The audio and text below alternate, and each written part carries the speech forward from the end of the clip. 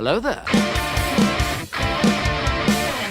Welcome back, everybody, to another episode of Caravan of Garbage, where, yes, we are finally wrapping up the Star Wars prequel trilogy. We've gone through games. We've gone through movies. Leave a like. Sure, there it is. Thank you. We've gone through games and movies and the laborious process of begging people to leave us a like. And we'll do it. Big finish. Huge finish, because, of course, today we are talking about Star Wars Episode 3, Revenge of the Sith. A movie that most people consider to be the best of the prequels. I certainly agree with that sentiment, yes. Yeah, I think it's, in some ways it's better, but in some ways it kind of rushes a lot of stuff that we would have maybe liked to have seen over a few more movies. Now, you're saying, of course, because, the original trilogy suggested, a certain amount of history between perhaps Obi-Wan and Darth Vader. Yeah. And by the third movie, they were like, ooh, we haven't gotten to most of that yet, and we cannot leave that to the viewer's imagination. It simply will not do. Bro, you got to see every so single second. Smash it all in there, Yeah. You were waiting this whole time to be like, what's the mystery behind the clones and the Cypher Deus fellow? You were asking me all week. You're like, ooh. I still don't know who Cypher Deus is. You got to watch the Clone Wars. That's how that works. Oh, is that where it is? Okay, yeah. right. Was that a satisfying reveal for people who watch the Clone Wars? Let us know. I haven't watched it. People below, tell us. Probably. What did he look like? Just some dude? I'm guessing like a real pale dude. Probably. Pale dude, big collar. What do you reckon? Bit of red? Bit of red, yeah. I think you're thinking of a guy in this movie, Bruce Spence. Pale dude, big collar. I am thinking of Bruce Spence. But as the helicopter guy in that Mad Max movie. Yeah. Anyways, war! This is the opening crawl. My favorite part of the opening crawl, there are heroes on both sides. Yeah. What are you talking about? Name one. Maybe they mean like hero in like the Greek mythology sense. Like a hero is like the child of a god. So Okay. maybe they just mean like there are powerful beings on both sides, I guess. Maybe that's what they mean. Well, Maybe they mean Grievous. They might mean Grievous. Well, there's hints towards... General Grievous, the greatest hero of them all, Yeah, absolutely. But there's hints towards, and you get it from the Trade Federation, and Natalie Portman says it to Anakin at one point, of like, can we just wind this down? Like, nobody really wants to do this war anymore. But beyond that... No war anymore? Yeah, beyond that, it's like, who is it? Who are you talking to? And I think that, the Clone Wars fleshes out more of the grey area of this conflict. Maybe the revelation here is that the opening crawl writers are like both sides journalists. There's a guy in his office, he's like, Palpatine's doing evil stuff, and these editors like, we can't say that. We can't. You gotta balance that out. So Yeah. You could say there are heroes on both sides, please. great, yeah. If you could. That being said, I love the opening to this. I think it's some of the best stuff in the prequels. I've written here, sure is a lot of Star War going on. I agree. I think this is the Star War they were talking about. This is a big opening action. I think The one all along. Yeah. Yeah, that they've been hinting at. Just seeing those two Jedi starfighters flying in unison. Just two mates. Yeah. It's good to see two mates just being like, we're mates. And you believe a lot of it in this until they start screaming at each other. Oh yeah, and the fire and the limb chopping. Yeah, and all that. But that's hours away. Yeah, exactly. But it does feel like for a lot of these movies, and there are exceptions like Dexter Jetster, where nobody's really friends with anybody. They just happen to be in the same place at the same time, and they're just like, I think this. Well, I think this, and then they... Yes, it's just people just talking in a at big one another. void. It's people waiting for the other person to stop talking so they can talk. But yeah, you're right, and it is a shame in a lot of ways that it feels like not only did they get the character dynamic right, I feel like the actors really kind of became in sync and became like, oh, this is a pairing or like a group of people that I really want to see maybe in more movies. But of course, everything works in threes, and they couldn't go, let's cap it off here, and they save the day, and then we'll do another trilogy, down the line. Yeah. We've got to chop those limbs. Absolutely. So the reason, though, that some of the dialogue appears better in this film is because Francis Ford Coppola, who's a longtime friend of George Lucas, suggested Christopher Neal to be a dialogue coach on this movie. And you might be like, who is this Christopher Neal? It's his nephew. That's because that's how things work. Okay, no, that is absolutely how it works. Yeah. But I think he did make some big improvements to this. But, then there's moments like, that I also kind of enjoy, like new droids, like a buzz droid, you know what I mean? I would just use a bomb. If you can get a missile to explode near a ship. Sure, just yes. Just make it a big bomb, or make the little droids big bombs. But then you get a fun little action sequence. I would simply manufacture bombs into the ships and sell them to the Jedi. And then when they come in for the big time assault, I'm like, joke's on you, bang. I actually have a theory about that I want to talk about in a bit. Well, something similar at least. So Dooku's back. Yes. Christopher Lee did 2 days, and then a stunt guy did most of the fight. I think that fight's great, though. I think the idea of them coming back together again, and you can see that Anakin Skywalker's like holding back, and then as soon as Obi-Wan's passed out, he's just like, I think I'm going to open up a bit. And time to do a bit of evil, I reckon. Now Granddad's asleep, I reckon I'll do a bit of evil. And I know, he's goaded into kind of chopping off his head, but he wasn't goaded into chopping off his hands. He did that on his own. Well, that's a bit of fun bit of payback. Yeah, but you see, around Obi-Wan, he's more measured, when they get caught in the ray shields, and he's like, I think we should wait. Whereas if Obi-Wan were gone, he'd be like, I reckon we should chop off these Ray Shields' hands. That's it. Hey, Ray Shields, come here, buddy. Chopping your hand off, mate. But that whole sequence, even the bit where they land in the hangar bay and Obi-Wan does a huge flip out of his ship before it's even stopped, just great stuff. And there's the moment where they're fighting the bodyguard droids with a big, sparkly sticks or whatever. Yeah. And Obi-Wan beheads one, then he's like, okay, and he turns his back and he's like, oh shit, this fight's still going. I'm still in a fight right now. I love little inclusions like that, But speaking of droids, well, he's not really a droid. He's a cyborg man, creature, alien boy. Grievous. Oh, yes. Now, it's said that, Grievous can kill a bunch of Jedi because he's too intimidating. He's a whirlwind of, intimidation and fury, and where is he? You know what I mean? He's got so many arms and lightsabers. He's under that big cloak. That's where he is. Yeah, most of him's under that cloak. What's left of him is under the cloak. But again, and we saw this in the Clone Wars animated series, the first one, because Mace Windu does this. Just crush him. Right? I don't understand. I genuinely do not get the threat. I don't get it. Now the assertion is from people opposed to your view, which is merely a certain point of view, James. That he has some of Cypher Deus's blood in him? No, I was going to say that just crushing him, crushing his brain or crushing his heart or whatever, would be evil. Yeah. And you shouldn't do that. But again, Jedi are chopping people's heads off all the time. Also, Obi-Wan shoots him with a gun. Shoots him with a regular gun. So that's fine, is it? Yeah. But I mean, at the very least, maybe snap the helmet closed over his eyes or whatever. Exactly. And be like, and then chop his limbs off. I got a question for you. Go on. Have you ever seen a man riding a big iguana chasing a robot in a big wheel? This week? No. Think, have you? Oh, maybe in the movie. Movie Star Wars Episode 3, Revenge of the Sith. Now, where'd the iguana come from? Because it's his friend, right? Yeah, it's Obi-Wan's friend. I think it's just part of that planet's ecosphere, Did he have to? Did he? It wasn't in the ship, no. Well, I was because he's like, hey, come here, buddy, and it's already there, and it's like, did you tame that? He's got Jedi powers. Oh. He's calming its mind. Initially, I thought that was maybe one of the monsters that they defeated in the monster pit in Episode 2. Oh, okay. Maybe he became friends with it afterwards. He's just shipping it planet to planet. Yes. Fair enough. But imagine being Ewan McGregor that day, and they're like, oh, it's really funny. You should see the behind the scenes Oh, is it footage, just like a big green pommel horse? Yeah, like much. A bucking bronco that you put a coin in? And they're like, this is going to be a big iguana, Ewan. So, oh, is it? Yeah. Yeah, definitely. Okay. Is this the same thing that I'm going to be riding at the end of the movie when I hand over the baby? No, that's a different thing. That's like a camel thing. Just react exactly as you would if you were riding a giant iguana. Okay, sure.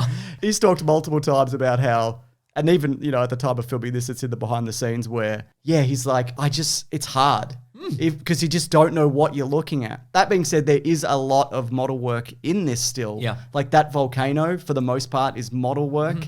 Obviously with CGI enhancements. Yeah. They filmed Mount Etna when it erupted and used a lot of fire in that. But and I think one of the things that also helps this movie is Trish Biggar, who does all the costumes. Because if you're not on a set, and there were a few sets that they did build, like Padme's apartment and one corridor of that ship, and other things as well. You're standing across from somebody in a costume, hopefully, unless it's a CGI creature, and then you kind of know what you're reacting to, and I think that makes a big difference, Yeah. Are we going to slot this in somewhere, just Obi-Wan fighting Grievous? Yeah, let's do that right now. Okay, I was going to say, because Obi-Wan's plan, evidently, is to leap in front of Grievous and completely surrounded by like an army of droids and aliens and monsters, and just hope that he can goad Grievous into fighting him one-on-one, right? Yes.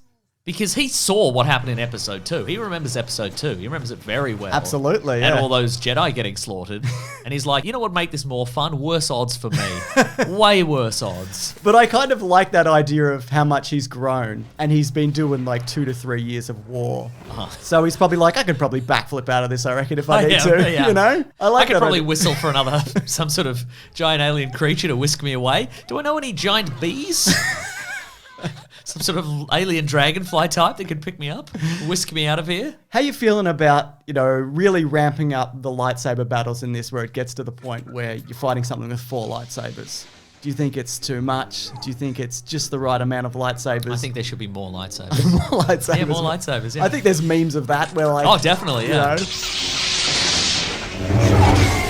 I think that fight gets more interesting. First of all, with the iguana chase sequence. Sure. But even better than that, when they go hand to hand.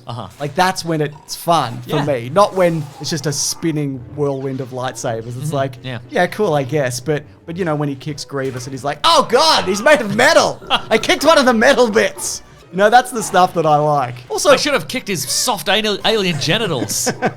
Wherever they are. Joke's on you, Obi-Wan, they are in my foot. But I've coated it in metal. As you would, yeah. Also, all Jedi, they should just have a gun, right? Yeah. I mean, they're pretty good with a lightsaber, but imagine if you had a lightsaber and a gun. Lightsaber that turns into a gun. Well, we've seen that in Star Wars Rebels. Oh. You know what you love? You love seeing things that you've seen before. I know that. Yeah, when you come to my house, you're like, I've seen this couch. I saw it last week. Yeah. But this time around, we get Chewbacca. I'm going to jump on it again. But this time around, we get Chewbacca, Yeah. And that's fun. Now, originally, he was supposed to be paired with little boy Han Solo. All right. There's a few cut subplots in this, but this one would have had them helping locate General Grievous by finding part of a transmitter droid, which meant Obi-Wan could go find him on Utapau, right? Okay. But thank you so much for not doing that. Right. Like, how little would this little boy be? Like Jake Lloyd age, or maybe like young teen or something? Well, if Luke and Leia are born in this movie, he'd be like 10-ish. Yeah, he'd be older than them, right? Yeah. Okay, sure. But, I think the idea of just like him and Chewbacca have been friends since he's a little boy, it's like, that's nothing. You know what I mean? Right. I mean, it's a little bit Calvin and Hobbes, and I like that. Sure. But, and also, who do you get?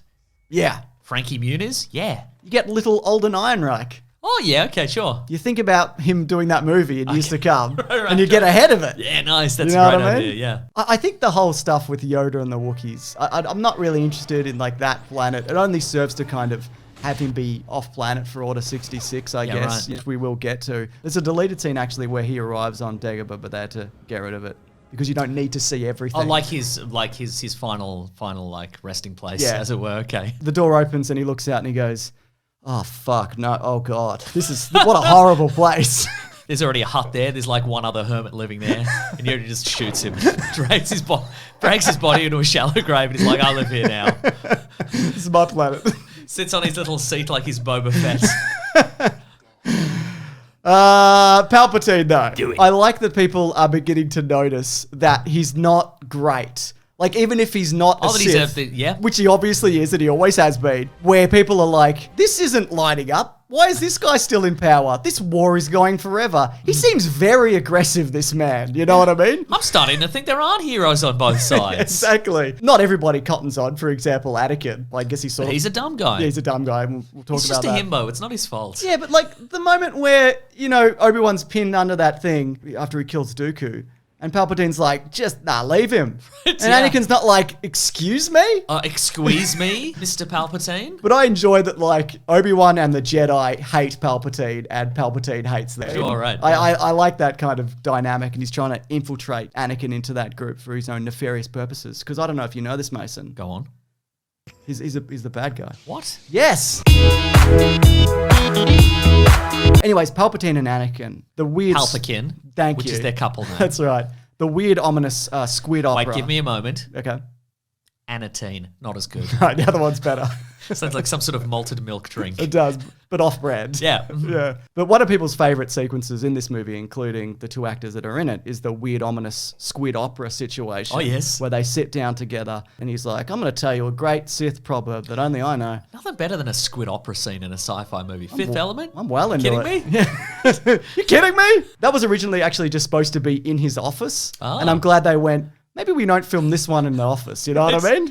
Yeah, you're right. We've had a bit of that going on. But like, there's even a moment where Anakin walks in on his office and you just see that Palpatine's just looking at the Death Star plans. I don't know if you notice that, but he's just like, this could work. Yeah, I'm into this. He's going through a sexy weapon of mass destruction calendar. He's just opening it up like a Playboy. He's like, hello. Not bad. July is a torture droid. What do you think about that?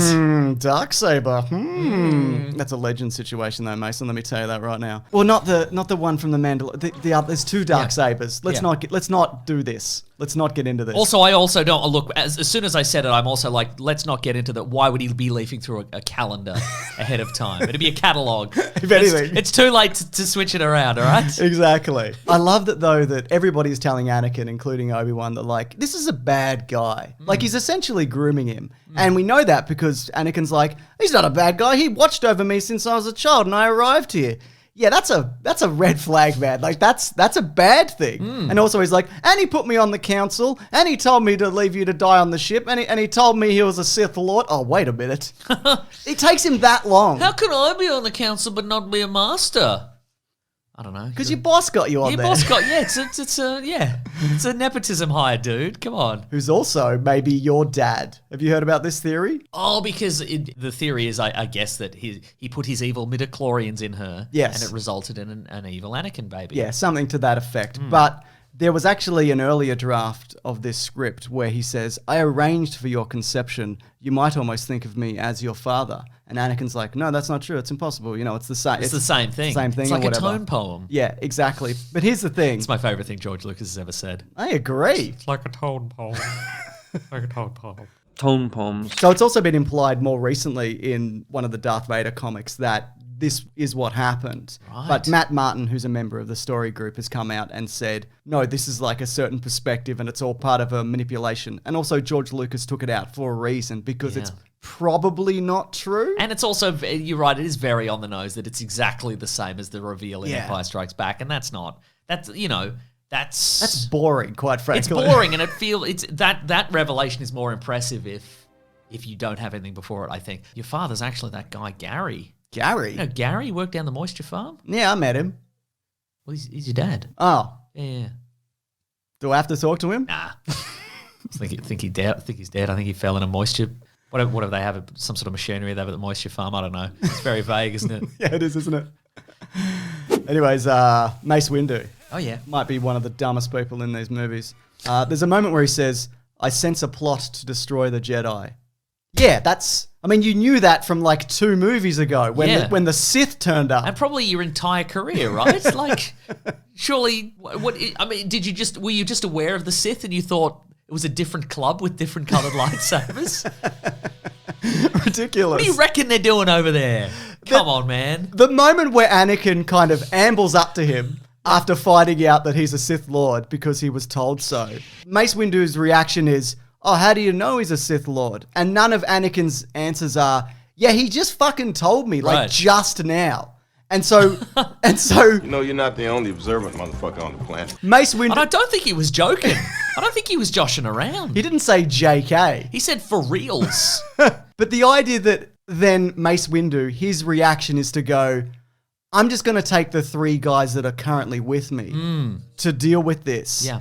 Those guys are literally with him when he finds out. Yeah. Like, he didn't think of, like, a wider execution of this plan. Bring a tank. Yeah. Bring a rock. Hit him with a rock. Bring that robot that squirts out worms, poison worms. Exactly. I mean, I know maybe he was trying to keep it low-key, you know what I mean? Because you don't want to get caught conspiring against the government, you know what I mean? True. But what a strategy. Because those guys, 3 of the 4 get killed like immediately. Yeah. And then it's just him fighting Ian McDiarmid and his face So replacement. those guys are management. Yeah, exactly. Probably haven't done any lightsaber stuff in years. They're not off planet like doing adventures with Obi-Wan, are they? They're bean counters. Bring in some of the loose cannon Jedi. You know, they don't play by the rules, but they get Exactly. results. Bring in Quinlan Vos. Bring in Quinlan Voss. He gets a mention here. The fight with Mace Windu and Palpatine, I get that it's shot up close because it's all confined. And I love Ian McDiarmid's expression the whole time, You know who else is loving Ian McDiarmid's expression? Ian McDiarmid. Oh my God. He's loving it. Yeah, he's really crushing it. We were talking about this before we started recording, like concerning how much money he got from this and why does he do it and why did he come back for the new one. And I just think he's just having a great time. Yeah. Roll it again. And the money. For sure, yeah. Those two things, yeah. The director's just like, Ian, in this scene, just pick a number and say it, and that's how many spaceships you have. 1,000,000 star. Yep, great. That's great. Yeah, That's cool. great. You got it. No notes. There's also some contention about whether or not the Emperor lost this fight on purpose or whether he was beaten. Why would he want to lose though? To get the weird googly moogly face? Yeah, that's right. That's Okay, why. It's the right. only way to get it. So the official Lucasfilm line of this is from the novelization, that Mace Windu was using a vapid. It's his style of aggressive lightsaber fighting. Oh, I think I remember reading that in some sort of Dorling Kindersley book. Exactly. Star Wars data files or whatever. Yeah. And he also found his shatter point, which is apparently a thing that you can use where you find a person's breaking point, and it might be another person or a thought or a feeling. I don't know. It's a bit vague. And he used that against the Emperor. I'm pretty sure that like every time I use a vending machine, it finds the thing I'm buying's shatter point. Every time I get the thing, I'm like, Oh, no. But it's also, I think, possible that the Emperor knew that he couldn't win that fight. because of the vapid and the shatter vapid- point. Yes. So he thought, look, I can't defeat this guy 1-to-1, but I guess if Anakin's going to intervene, that's my chance here. So there you go. Oh, you know why I remembered the Dorling Kindersley books? Yeah. Because one of them has Dooku in it. And it says like smug expression of superiority on it or whatever. And he's just like, Better I don't know where I am. but better than you, though. Before we talk about Anakin's Turn, I want to get into some scrapped concepts for this movie from Okay. earlier drafts. So, when George Lucas was originally going through this, he realized that having Boba Fett getting revenge on the Jedi and Padme also founding the Rebel Alliance, which is in a deleted scene where Mon Mothma's in that, but then it was cut, but then she was brought back for Rogue One and other things, the actress who played her. So yeah, it was supposed to be Boba Fett getting revenge, Padme founding the Rebel Alliance. Okay. And there was an idea to have 7 battles over 7 planets going on, right, at one point in this movie. As a nod to Seven Brides for Seven Brothers. Exactly. Because, we talked about how escalating battles, how in Yeah, episode yeah, 1 yeah. it was 4 battles at the end. I think they worked some of that into the Order 66 Okay. stuff. So how'd they come up with 7? I don't know. Is it just one more than the last one? Yes, one more, or maybe, I don't know. Who cares? It's not important. But he decided to just scrap all of that and focus on... George Lucas comes into the pitch meeting, he's just written battles on a piece of paper, but then he turns the S into a dollar sign. How many battles? 7. 7 battles. Like 7 brides for 7 brothers. All right, George, it's fine. Yeah, good, great, good. But he decided to just focus on the turn of Anakin. So all of that is in the bin, but also you kind of used in other places. Yeah, We've right, seen right, it in right. other media. I do, though, and I mentioned this up top, I feel the turn is a bit rushed. And I think also it's partially because the idea that he was going to save Padme from death, that was really emphasized in the reshoots, because initially his turn was going to be because he thought that the Jedi were going to take over. I should have known the Jedi were plotting to take over. Right. And so that's why he intervened. Okay. And I don't really think that either of them are fleshed out that well to make it convincing. I just don't believe that he wrecks Mace Windu and he gets flung out the window, right? And then the idea that Palpatine's like, hey, you know how I said that we could stop people from dying? I can't do that. But what if we did it together? Like, you'd rethink your situation. You killed Mace Windu, but you can come back from that. Can you? Yeah, well, yeah, definitely. Actually, the window killed him. Actually, the fall killed him, if he's even dead. Actually, the fall didn't kill him, it was the sudden stop at the bottom. Yeah. There's a lot of speculation that Mace Windu is still alive, right? Yeah. I mean, not now. He would have died of old age. Yeah. And he's fictional. But Jedi survive falls all the time. Absolutely, You know what they I do. mean? You know? Yeah. Happens literally every But movie. he hasn't returned in anything, right? Not yet. Okay, No. alright. I think he will. But we'll see. Because, see, he's a character that people know and an actor that people know, so... I guess once Secret Wars is finished, the Marvel series. Yeah. He'll probably... Yeah, once Marvel just finishes making movies and TV shows, yeah. But, the idea that he wants to help Palpatine overthrow the Jedi because of love and also because he thinks the Jedi are evil. And as soon as Palpatine, explains that to him, and then he says, once more the Sith will rule the galaxy. And think critically, idiot. Do you not see? How do you not see this? This is why I think it should have been spaced out more. I think he meant due to the incredible popularity of the raising people from the dead power. That's true, yeah. People will be loving it. Yeah. Give me a bit of that raising from the dead. I would love some of that. Yes, please. Who would you bring back? Just so people know, this is an incredibly long pause. We edited it shorter, but a lot of time has passed. The dinosaurs. That's a good answer, actually. Pretty good, right? Yeah, I'm into that. Yeah. Order 66. Yes. It's good. Order 66 is good. No, it's a good sequence. Oh, sure. You know? Great score by John Williams. The overall plan to get the Jedi isolated with clone troopers on different worlds, you know what I mean? It totally makes sense. Do you think the execution of Order 66 only works if Palpatine says it? Yeah. Or could it work anywhere? Like at a family restaurant or something? Funny you should say that because in the Darth Vader comic, there's a Jedi Padawan who's still alive and he says it to some clone troopers in front of some Inquisitors. And because all the Inquisitors are former Jedi, they just start laying waste to them. So it's still in them. Okay, yeah. wow. So anybody can say it. So if you happen to say it, I think that it just works. That being said, I think he used special Jedi mind powers as well. So there's also a really interesting theory that I saw from Eckhart's Ladder, who's got a Star Wars and Halo-based YouTube channel, where he talks about the purpose of the hyperspace ring as a mode of transportation for the Jedi. Okay. And the idea that those are Jedi and government-funded weaponry and vehicles. Now, what's the hyperspace ring again? It's the thing you put your spaceship into. You need one to escape or go anywhere. Yeah, right. But if you're isolated with clone troopers and they're trying to kill you, they could keep you on planet by just destroying that. So it's essentially they've built a trap into the system. And that's never been confirmed at all. But I really like that idea that the whole structure of the Jedi is just so broken and stupid and manipulated that every single level of it is just to get you killed, essentially. Yeah. And also, they went to use the toilet, and the clone troopers had put some plastic wrap. Every angle they've got covered. It's incredible. Wow, yeah. Yeah. So Anakin and Padme have a relationship in this, don't they? I mean, she's barely in it, and she does nothing but have a big sook and then die. Mm-hmm. But there might be a reason for this, and this is a rumor. It's in the book How Star Wars Conquered the Universe, which is a really extensive history of the franchise in general. Okay. The rumor was that Natalie Portman made some of the handmaidens cry in the first movie, including Keira Knightley. And so that explains her reduced role in these movies. Oh, because she was me. Yeah, but every actor is a weird lunatic. So, and everybody has good and bad days. Yeah. So, and she was right. like a child. She was like a literal child. I'm not excusing that behavior if it happened, but that's one of the explanations for why she's barely in it. But I also think that the way that they wrap up that is not super interesting. I mean, there's a moment where she's like, I'm pregnant. And you see the look on his face of just oh no, he's not. What does that mean? He's not happy. I've never heard this word before. Yeah.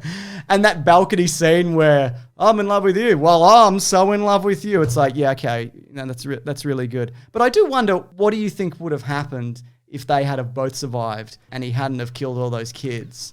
Do you Probably would have been a nice time for everyone. But do you think he would have quit and gone to after the war and gone to live on Naboo or whatever? Yeah, I think he might have. Nice. I think he might have, Mason. Unless Naboo was destroyed, I can't remember. No, it wasn't, Mason. That's terrific then. Seems lovely. They had a big party in Return to the Jedi on it. They changed Return to the Jedi, so you see Naboo. Oh. And they're going, woo! Nice. Woo! And they added that scene outside the Sydney Opera House. That's right. Australia was here too. Yeah, with the big spaceship crashed into it. Yeah, terrific. I know what you mean, yeah. But then, of course, that leads us into the Mustafa breakup. It's so bizarre how he thinks that he's going to win her over. It's also so bizarre that they stay together at all when he's killing kids in 2 of these 3 movies. Yes. Again, he's such an idiot where he goes to her and he goes, hey, listen, forget all the rumors you've heard about me, but I can kill the Emperor and then me and you, we can rule the galaxy. And she's like, what? No. And then he's like, oh, why not? Because of Obi-Wan. No. What? The murder thing you mentioned. And the killing of the kids. Yeah. Which I'm indifferent to. I only like my kids. That's right. There is actually a piece of concept art and a plot point they were going to put in where she pulls a knife on him. Whoa. And she's going to stab him, but she can't do it. And I think that would have been more interesting than just like, it's just not that interesting. Yeah. Also, he's got a lightsaber. He'd chop her hands right off. Exactly. But, give her a bit of agency. Do you know what I mean? Yes. Have something happen, not just like, oh, she dies because she's the saddest woman in the galaxy. Right. It's just, it feels rushed. Anyway, politics. Uh-oh. You thought we'd escaped it, didn't you? Yes, I thought this was going to be the big action finale. Well, what about the moment where Anakin screams, "If you're not with me, then you're my enemy"? Because, it's an obvious... Oh, that's a... Yeah, it's a George Bush line in relation after 9/11, whatever. And look, I know people don't like to hear that. I mentioned that, It's just a completely coincidental sequence of words, James. Yeah, I know. But look, around this... George Lucas was in his bathtub with his rubber duckies and he's like, you know what, I'm going to put this in. Yeah. Just thought of it off the top of my head. Just by pure happenstance. But by this point, George Lucas... If you're not with me, you're against me, rubber duckies. But at this point in his life, George Lucas was very openly political. It was more kind of subtle in his earlier movies, but he's mentioned in an interview and he's openly compared the Iraq War to the Vietnam War and, George Bush and Nixon and all of these things, how, history is repeating itself and terrible presidents and all of these things and wars that put in place for basically, for no reason other than to profit, a very few amount of people. And look, I know people don't like to hear that, but take it up with George Lucas because... I mean, you said all that, but all I heard was freedom, so... yeah, you're right. Yeah. Say what you like, dude. Anyways, the big fight. There's a big fight at the end, and let me tell you this, Mason. Can something, be really well thought out and escalate wildly? And then there's lava and there's bits breaking off and everyone's doing big flips and screaming at each other, and you're watching it and I'm just like... It's kind of washing over me at a point. Like, it's both things to me, this fight. You know what I mean? Interesting, It's beautifully, manufactured and played out. And Nicola, the stunt coordinator, putting it all together. And the John Williams score, the Battle of Heroes. And it blends into Duel of the Fates. And all that is incredible. But I think the word you used there was manufactured. And I think maybe that's why it doesn't maybe connect with people. Because you think movies should be natural. And you just get people in their homes. Yeah, I would have waited for Ewan McGregor and... Hayden Christensen. To just have a fight. Just have a fight. What I would do is I would pick some sort of baked good that they both liked, and I would put one on the craft services table. Yeah. And I would wait for them to argue over it, and then I would film that, and I would just CGI and lightsabers over the top. But no, I think because there is some, we get the classic line of "You were the chosen one" and all that sort of stuff. But I think the emotion is too few and far between, and there's just so much of conveyor belt fighting, as it were, just so much jumping and so on. What I do like about it though is that you see them physically slow down. By the end, they're just kind of hacking at each other on that floating platform or whatever. And also you see that Obi-Wan is just on the back foot the entire time. Because that's because they'd run out of energy. Yeah, exactly. They hadn't had their croissant. And they both used their Big Force dash previously, and you can only use it once. Yeah. But I like the idea that Obi-Wan won not because he's naturally more gifted. Because one is in his name. Yes, that's right. Yeah, but he's more experienced and he's patient and he's maybe technically more proficient. Yes. Or at least technically they're on the same level, I would say. I reckon it's also probably because Obi-Wan trained him to be worse. Yeah, you might be I'd right. add that in if I were him. Yeah. I'd train him to be blind to one particular move. Like his left. Yeah, like his entire left. Then if it came down to him and me, I'd just stab him in the left. Yeah, anyways, this is all broken up though with the Yoda fight with Palpatine. But that whole Sidious fight, I don't know, it's interesting. I mean, I like the idea that, he gives him a big push and he tips over the chair and you see he's wearing black suit slacks under his robe. I like all that. We were all expecting white boxes with red love hearts on them. Weren't we just? Yeah. I don't know, but at the end, Yoda's just I'm going. Yeah. I don't know. I just kind of... It's interesting, isn't it? Yeah, because he had to get there. He had to end up on Dagobah and be defeated and miserable. Yeah. But it did. Yeah, it absolutely felt like he went, well, this is how this has to go. So I guess I give up now. Because I remember leading up to this, after watching Return of the Jedi, there's a line where Yoda says to Luke in that, "Don't underestimate the power of the Emperor." But I don't think that fight conveys that the Emperor got the better of him. I think he fell, but it was mostly pretty even. Yeah, right. I think he should have been thoroughly beaten. Get my guy, you green cunt. thoroughly beaten or like beaten in like a blackmail way? Like, well, maybe you could beat me, Yoda, but if you, I'll kill your weird wife. You know? Yaddle? Yeah, Yaddle. Okay, cool. You know Yaddle, that character that was in the first movie? I'm gonna kill that whatever that is. I'm gonna kill it. Yeah. So bloody get out of here. Yeah, get out. I assume you know and love Yaddle because you look sort of the same. This all leads into, of course, Anakin's big accident. Is that what we're calling it? Yeah, he's in a big accident. Oh. You know, it's like wetting your pants times 1,000,000. That is true. Very embarrassing as an adult, especially. Wow. I want to talk about the high ground though, specifically. How does that work? Okay. Because first of all, you shouldn't just do a big flip over somebody. I mean, we've seen it before. Because it's rude, is what you're saying. It's very rude, yeah. Right? It's very gauche. Yeah. Yeah. If somebody did a big flip over me, I'd be worried that they read something on my phone. Like they were reading my texts or whatever. Get out of here. Stop it. Because, you know, he could have just jumped to the bank in front of Obi-Wan and they could have just continued having a sword fight. Mm-hmm. But I think the way that I justify how this happens is that I think Obi-Wan goaded him into it. Okay. I think he was just bullshitting about the high ground. Because I know, like, strategically in battle, it is an advantage. Sure. But in this If situation... you have a gun. Yeah, if you have a gun, yeah. But in this situation, I just don't really see how it applies. And I think, you know, Obi-Wan being like, I've got the high ground, you better not do anything, was like a way of being like, I'm going to see if I can get him to do a somersault. It was a real don't throw me in the briar patch moment. Exactly. Yeah, that's what I think happened here. Basically,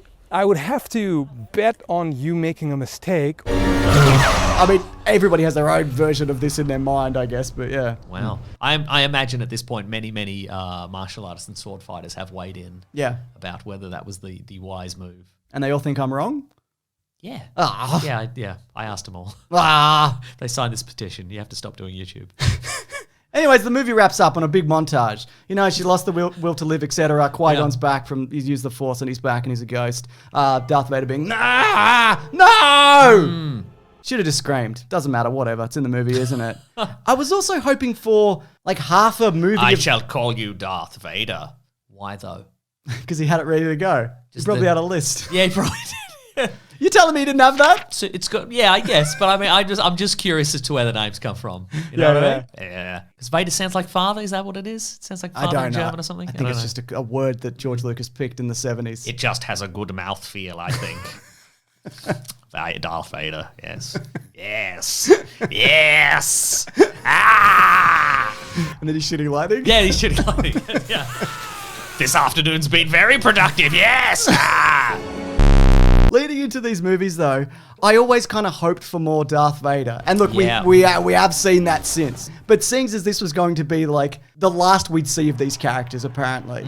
And I don't actually think that was ever supposed to be the case. You know, I think I know George Lucas has kind of stood by at the time that this was going to be it, but I don't think, you know, he actually meant that. Hollywood is full of lies. Exactly. But, you know, just him kind of stepping off the table and having a big scream, and then, you know, it cuts to him on a ship and he crosses his arms. It's like, okay, that's, you know. I'm feeling better now.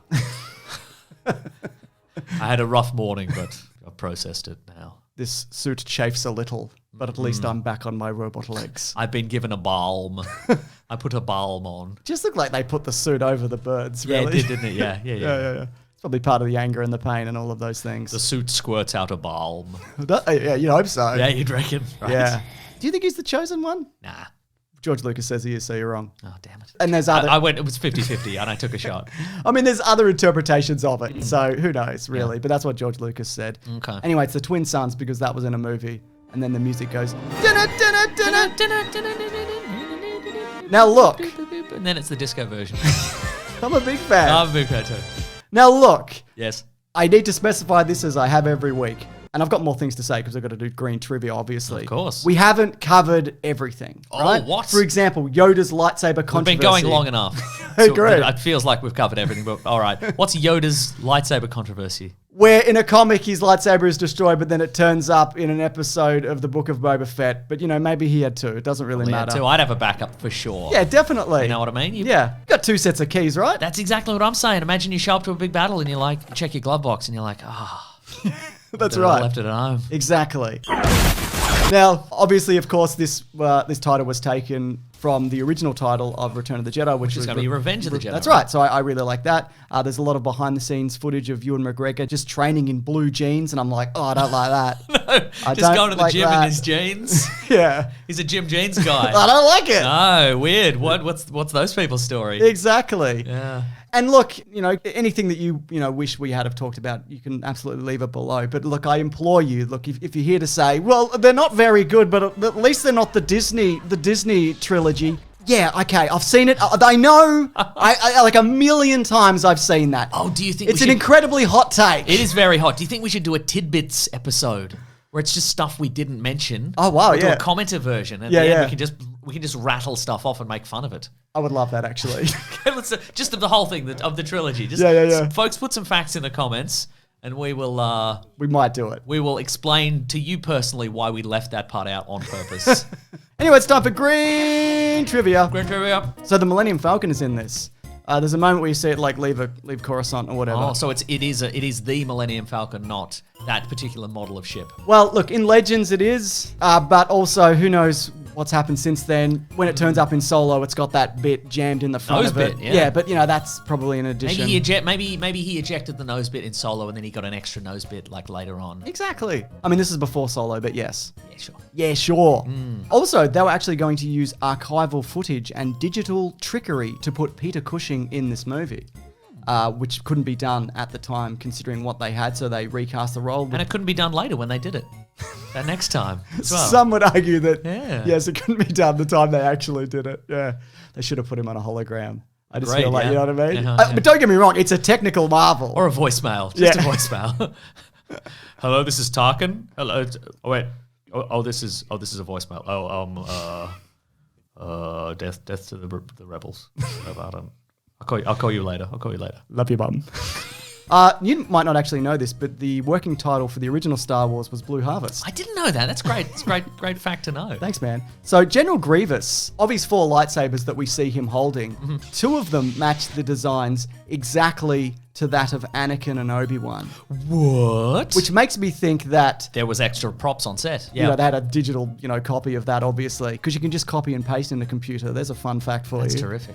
But also, every design we've seen in the Clone Wars is archived. So either they copied it or somebody else did, or it's just a generic template that Yeah, people can maybe. use. Yeah, You know right. what I mean? Yeah. They got it on AliExpress. Standard lightsaber. That's it. George Lucas actually appears in this movie, as do his kids. Thank God I picked one-day delivery. Left my lightsaber at home. My spare wasn't in the glove box. George Lucas actually appears in this movie, as do his kids. For example, the Jedi that Jimmy Smits sees get cut down, that's Jet Lucas, his son. Oh. Also, in the trailer, you might have noticed, because I know you watch the trailer for this movie most mornings. Absolutely, yeah. Gets you jazzed for your rise and grind lifestyle. Yep. That's right. In the trailer, his arms are up when he comes off the table, but then in the movie, they're down. Oh. And George requested that it was CGI'd to have them placed down, and then that's why he pulls them up when he gets off the table. I see. So yeah, I don't know why, but Right. that's in it. That would suggest that somewhere on a hard drive, there's a version where he's got 4 arms.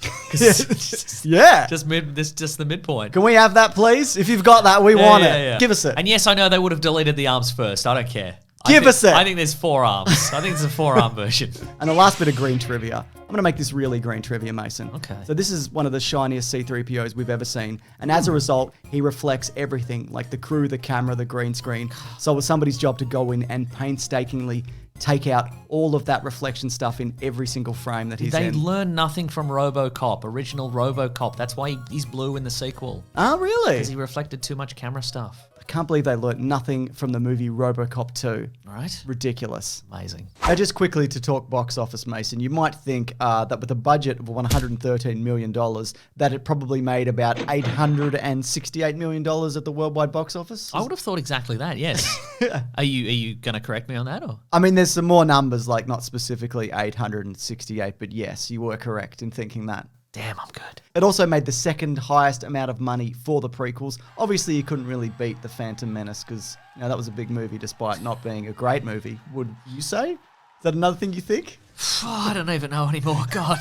And it's also the 7th adjusted for inflation most successful Star Wars movie. Of 9. I mean, and spin-offs and whatnot. Okay, right, sure. It's Solo and then just everything else. Okay, great. You know, there's a big gap and then everything else. Anyways, what a journey! Wow, across this trilogy of films, including every single video game that they've had of those, isn't it? We did all of them. Correct, yes. Amazing. Just want to say a huge thank you, first of all, to you, Mason. Thank you. 'Cause You're I know, very welcome. I know you hate Star Wars. I'm not a huge fan. I'm not the hugest. I like Star Wars, you know? Yeah. And also, an even bigger thanks to both Ben and Lawrence for editing these together. That's right. There's a reason they came out, 2 weeks apart, because there's so much. And these Star Wars is so much. These are way too long. Now, a lot of people have said, can you come back and talk about, the originals and the sequels? And I think, yeah, we will do that. And we'll probably do them in that order, maybe every year or 2 years. I don't know. You know what I mean? Whenever search engine optimization requires it, whenever it is on trend and Exactly. on fleek Yep. and totally bussin'. If you see numbers just drop wildly off on this channel, you better believe we're doing those films. That's right. But if you do have any suggestions for Caravan of Garbage, please leave them below. We are open to literally anything that you want to see. And if you do want to see these early, if you head over to bigsandwich.co, they always go up early. And there's also movie commentaries. We've done every Star Wars movie. That's right. There's also bonus podcasts. Ooh. There's also our podcast, The Weekly Planet, where we talk movies and comics and TV shows. That comes out there on Sunday as opposed to Monday. Basically, that's how we pay a lot of the bills. We keep right. the lights on, pay all the yeah. editors and all of that. But thank you for coming on this journey. Just shut up about the sequels. Shut up about them. I know you think... This is the way you're going to wind this up? Yep. Everyone shut up. I'm sick of it. At least it's not the... Yes, I understand your feelings on that. I get it. If you're a person in the world, that's what I feel like is your default setting. I don't need you to tell me. I know. Nice. That's great. Anyways, but no, thank you for watching. Grab that gem, you guys. We'll see you next time.